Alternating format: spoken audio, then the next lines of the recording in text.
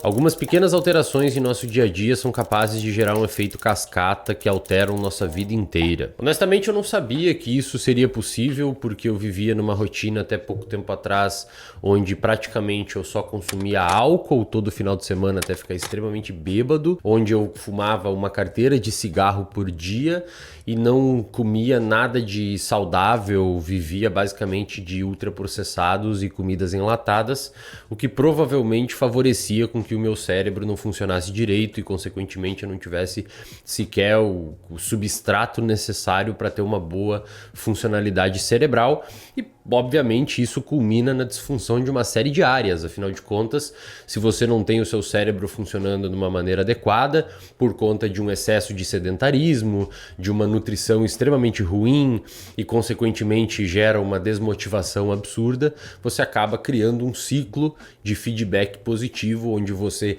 fica assim e você tem como mecanismo compensatório continuar assim, perpetuando esses seus hábitos ruins em sua vida. Talvez você esteja nesse momento agora, talvez você esteja exatamente nessa posição agora, e nesse vídeo aqui eu vou tentar mostrar algumas coisas rápidas que você pode executar. Não significa que são simples, mas são rápidas que você pode executar, que podem finalmente aí tirar você deste caminho e rapidamente enviesar você para um caminho mais funcional. Honestamente, eu não sabia, cara, que eu poderia um dia ser produtivo, que eu poderia um dia chegar na condição que eu tô, onde eu fico, tipo, no último feriado eu fiquei 3 dias estudando cerca de 6 a 8 horas líquidas por dia, absorvendo conteúdo, sendo funcional, me alimentando bem, treinando forte, conseguindo desenvolver-me intelectual e fisicamente, porque eu vivia naquela condição de feedback positivo, num automatismo absurdo, onde eu só perpetuava coisas disfuncionais e continuava achando que aquilo não era culpa minha ou que aquilo era as outras pessoas que eram idiotas por querer ter uma vida saudável e por querer ser produtivo, mas quando na realidade eu percebi que eram comportamentos perpetuados por regras que eu criei em minha vida, implícitas e explícitas, que a gente já vai entender nesse vídeo aqui. Conforme eu fui estudando mais psicologia, neurociências e entendendo como que o comportamento funciona, e principalmente quando eu descobri uma regra chamada a regra de Pareto, eu percebi que isso também se aplica, na verdade, aos nossos estilos comportamentais, ao nosso comportamento. E a regra de Pareto diz basicamente o quê? Que 80% das consequências advém de 20% das causas. Portanto, se você mexer nos 20% que são o correto a ser mexido, provavelmente vai existir um efeito cascata que vai melhorar aí pelo menos 80% da sua vida. Claro que esse número é um número arbitrário, isso pode variar de pessoa para pessoa, mas fato é, e isso é corroborado por manejo clínico e prática clínica, que de fato você mexe ali em 20% de alguns parâmetros específicos na sua vida, e isso vai gerar uma melhora em grande parte dos outros parâmetros da sua vida. A questão é, mexer nesses 20% nem sempre é simples. Na verdade, muitas vezes esses 20% que a gente precisa alterar demandam uma energia e uma complexidade muito grande que acaba precisando de ajuda de profissionais. Por exemplo, certamente um desses itens que eu fazia errado lá no passado, responsáveis por 80% das consequências negativas na minha vida, era, por exemplo, ser sedentário, ou era, por exemplo, ser uma pessoa que fumava, bebia, ser uma pessoa que comia mal. Obviamente, mexer nesses parâmetros vai resultar numa melhora significativa em diversos outros parâmetros. Afinal de contas, isso é um hábito angular, onde você mexe um palitinho e gera um efeito cascata em outros, mas nem sempre é muito simples você conseguir intervir nisso, porque talvez você tenha uma série de hábitos disfuncionais que estão armazenados em circuitos neuronais no seu cérebro, que fazem com que você tenha uma dificuldade muito grande em alterar aquilo, pelo menos sozinho. Mas existem sim pequenas coisas que você pode fazer, que estão dentro desses 20%, então vamos considerar aqui que você é uma pessoa que não tem como pagar um nutricionista, que não tem como pagar um psicólogo, que tem uma série de hábitos disfuncionais que fazem com que seja difícil você alterar a rota da sua vida, mas existem algumas coisas que você consegue fazer que são extremamente simples, estão dentro desses 20% que você pode alterar, que vão gerar um efeito cascata na sua vida e que você provavelmente consegue fazer aí porque é de graça e qualquer pessoa consegue fazer. Então eu vou te explicar aqui 2 coisas que você tem que fazer na sua vida para tentar mexer nesses hábitos disfuncionais que correspondem a 80% das consequências, portanto você vai mexer nesses 20% das causas e espero que isso de alguma forma ajude você. Mas antes de fazer isso, pessoal, a gente tem que entender algumas coisas, porque embora as modificações que eu vou sugerir aqui sejam simples de ser implementadas, elas são explicadas por uma série de fundamentos neurocientíficos que eu preciso que você entenda. Para entender o primeiro desses fundamentos neurocientíficos, a gente tem que conhecer um cara chamado Donald Hebb. Donald Hebb foi um psicólogo americano, um dos caras mais importantes da história das neurociências e da psicologia. E em 1949 ele escreveu um livro chamado Organization of Behavior, onde nesse livro ele tem uma frase bastante célebre e bastante conhecida que diz mais ou menos o seguinte, abre aspas, comportamentos que são executados tendem a ser executados. Ou, de uma maneira mais específica e técnica, ele diz assim, neurônios que disparam juntos tendem a se conectar mais, neurônios que disparam juntos tendem a se fortalecer. O que significa isso? Você não precisa saber essas nuances específicas da teoria do Hebb, que depois foi comprovada por uma série de outros estudos que de fato acontece, mas ele basicamente diz o seguinte, você tem uma série de células neuronais no seu cérebro que quando elas se conectam, formando o que a gente chama de sinapses, aquela conexão tende a ser perpetuada. Portanto, se aquela conexão naquele circuito for responsável por um comportamento ruim, por um hábito ruim que você tem, a tendência é que aquele comportamento continue existindo se aquelas sinapses continuarem acontecendo. Para explicar isso melhor, pessoal, vamos usar uma metáfora. Imagina que você está fazendo musculação, imagina que você está na academia treinando bíceps e quanto mais você utiliza o seu bíceps, mais forte ele vai ficar. No seu cérebro é bastante semelhante, embora nessa metáfora não exista um crescimento como acontece no bíceps da massa, né? Pelo menos nada significativo. Mas o que ocorre é um fortalecimento das conexões neuronais, fazendo com que fique mais fácil utilizar aquele circuito porque você já utilizou anteriormente. Muito parecido com a questão da musculação. Se você é uma pessoa, por exemplo, que a vida inteira, como muitos por aí, se a vida inteira treinou apenas bíceps, tríceps e peitoral na academia, nunca treinou perna direito, provavelmente você vai ter uma parte de cima mais desenvolvida que a parte inferior.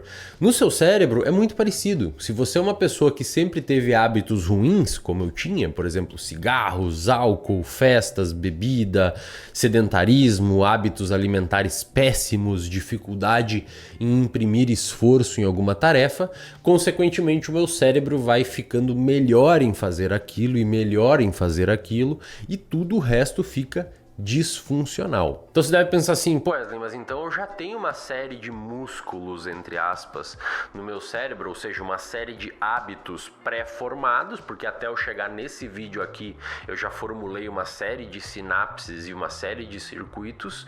E como é que eu faço para conseguir quebrar isso? E como é que eu faço para conseguir mudar isso?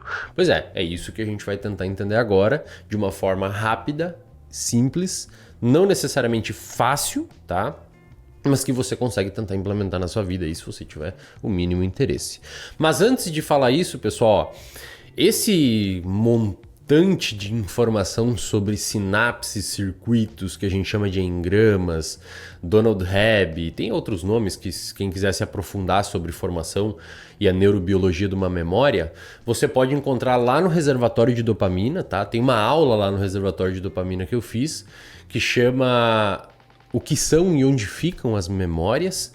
E se você tiver interesse em entender mais sobre esse conteúdo de neurociência e comportamento, eu convido você a visitar o reservatório de dopamina, que o link está aqui na descrição. A aula é a aula 057 e lá eu explico de uma forma muito mais detalhada o que são e onde ficam as memórias, e até na aula depois eu explico como tentar melhorar as nossas memórias. A primeira coisa, pessoal, que a gente tem que entender para tentar mexer num comportamento que já está formado no nosso cérebro é compreender como que esse comportamento foi formado e por que que você fica executando ele, tá? E para entender isso, nós precisamos compreender um conceito muito importante chamado de comportamento regido por regras, ou comportamento modulado por regras.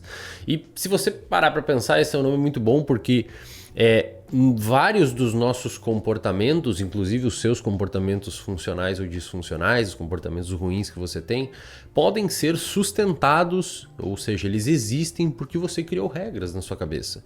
Existem regras mais explícitas, como por exemplo, você entra num restaurante e tem uma placa de reservado em cima da mesa e você acaba não sentando naquela mesa porque tem uma placa escrita, então veja que o seu comportamento foi modulado por uma placa. Ou, por exemplo, você está andando na rua e uma sinaleira fica vermelha e você freia. O seu comportamento foi modulado por uma cor. Eu não sei se vocês já perceberam. Talvez vocês nunca tenham pensado nisso. Presta atenção aqui em mim, ó. Você está fugindo do vídeo. Eu não sei se vocês já perceberam isso, mas o nosso comportamento é bastante alterado por regras. E algumas dessas regras que a gente cria são regras que a gente mesmo formula na nossa cabeça sem base nenhuma.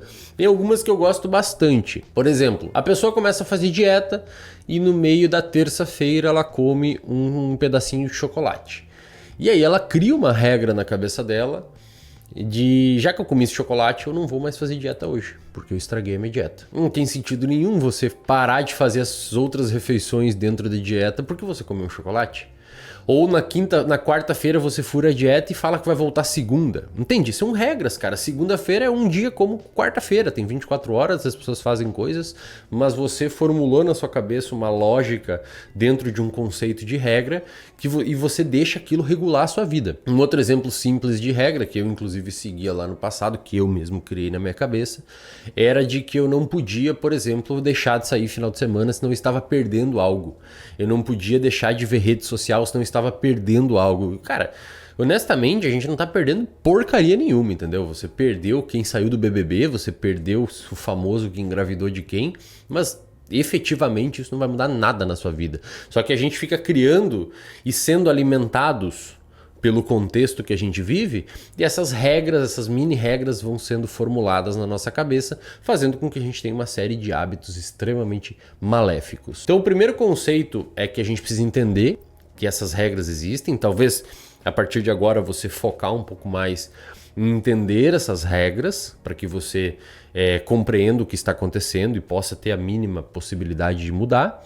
E a segunda forma é criar ferramentas que permitam com que a gente mude rapidamente o rumo da nossa vida frente a essas regras. E vou falar uma parada aqui que pode ser considerada bobagem por muitas pessoas, mas quem já executou isso vai entender o que eu tô falando, talvez até deixe aqui nos comentários se compreendeu isso.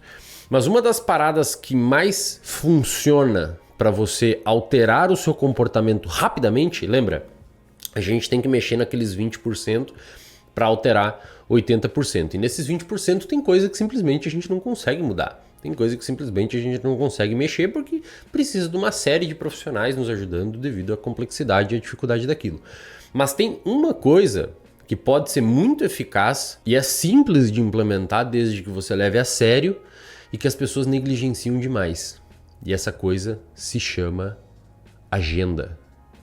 Agenda, pessoal, é agenda mesmo. Agenda é um mecanismo altamente eficaz para modular comportamento. Porque, pensa comigo, se você, para quem tá prestando atenção na porcaria do vídeo aqui, entendendo o que eu tô falando, vai começar a juntar as pecinhas do quebra-cabeça. Pensa comigo, se a gente cria uma série de regras para modular o nosso comportamento, e essas regras muitas vezes são disfuncionais, são péssimas para o nosso cérebro, e a gente mesmo assim vai obedecendo essas regras no automático, por que você não usa uma ferramenta extracortical, fora do seu cérebro, para modular o seu comportamento para o lado positivo? Sabe quando você escuta, hackeie seu cérebro, hackeie seu cérebro? Cara, isso é o mais próximo que você tem de hackear o seu cérebro. Usar a porcaria de uma agenda. Agenda é um mecanismo extracortical de modulação de comportamento. É barata, é simples de usar, na verdade é gratuita se você usar um papel, né? Ou sei lá, do Google. É simples de usar, só que você tem que criar valor por aquilo. Você tem que olhar a agenda e respeitar o que está nela.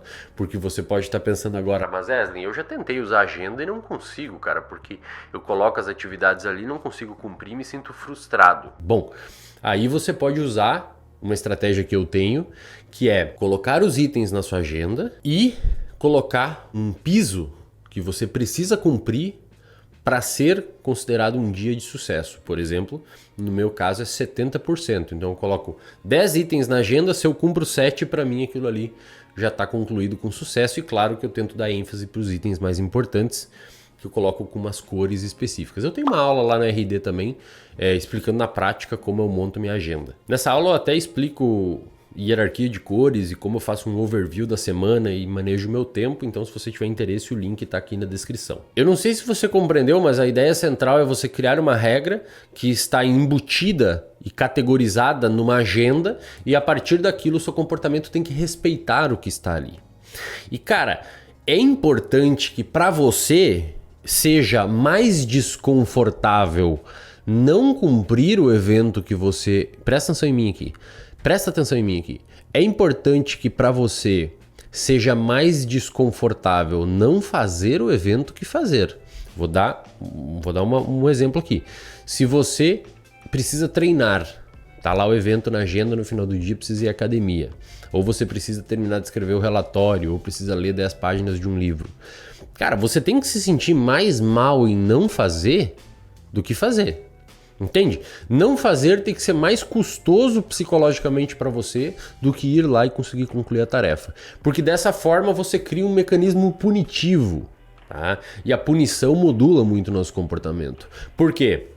Porque você precisa, numa sociedade regida por estímulos recompensatórios, você precisa criar esses mecanismos punitivos. E o punitivos que eu digo aqui não é chibatada nas costas, tá? É se sentir mal, cara. É importante que você fica ouvindo os seus amigos chatos, tá ligado? Que ficam falando, não, você tem que segurar a onda, você pode se relaxar, tira um tempo de férias. É engraçado que quem fala isso geralmente são uma galera fracassada, que não tem nada direito na vida e fica mandando os outros seguir o mesmo caminho. É importante que você se cobre um pouco. Eu não estou dizendo para virar bitolado, por isso que a gente tem um limite de 70%. Pode chegar um dia que você fale, bom, beleza, hoje eu já cumpri 70% e não vou fazer esses itens finais aqui. E isso vai te gerar um conforto psicológico porque você tem aquela gordura para queimar. Mas é importante que você crie um certo desconforto em não cumprir o que está ali. Porque assim, e só assim, a agenda vai virar um mecanismo de modulação de comportamento capaz de fazer você executar uma coisa quando você não quer. E dessa forma a gente vai alterando aos poucos os nossos comportamentos na rotina e aquelas placas, aqueles circuitos que vão se formando respeitando a teoria do Donald Hebb, eles começam a se fortalecer para o outro lado. E é desse jeito, usando a metáfora que a gente fez ali atrás no vídeo da musculação, como se nosso cérebro tivesse músculos sinápticos, é desse jeito que você começa a parar de fortalecer circuitos e sinapses que levam você a ter um comportamento disfuncional e comece a fortalecer circuitos e sinapses que levam você a ter um comportamento mais adaptativo, mais saudável, mais funcional, que vai fazer você ter melhor autoestima, melhor bem-estar e uma qualidade de vida, obviamente, muito mais agradável. Talvez isso não aconteça de uma forma extremamente rápida, porque da mesma forma que quando você nunca treinou um músculo na academia, no início você vai pegar pouco peso e vai conseguir desenvolver pouco aquilo. No entanto, né, vai conseguir desenvolver pouca carga e vai imprimir um ritmo leve no treino. E assim vai ser você usando a agenda, cara. Só que você tem que começar a fazer, porque aí o seu cérebro vai se fortalecendo para aquele lado e você finalmente consegue mexer aí no seu comportamento e ter uma forma mais funcional de viver. Se você quiser, de novo, ter mais sobre esses conteúdos de uma forma mais aprofundada, o reservatório de dopamina está aqui no link da descrição e lá eu consigo explicar de uma forma mais prática e com mais calma, né, esses conteúdos. Então fica o convite para você e até o próximo vídeo.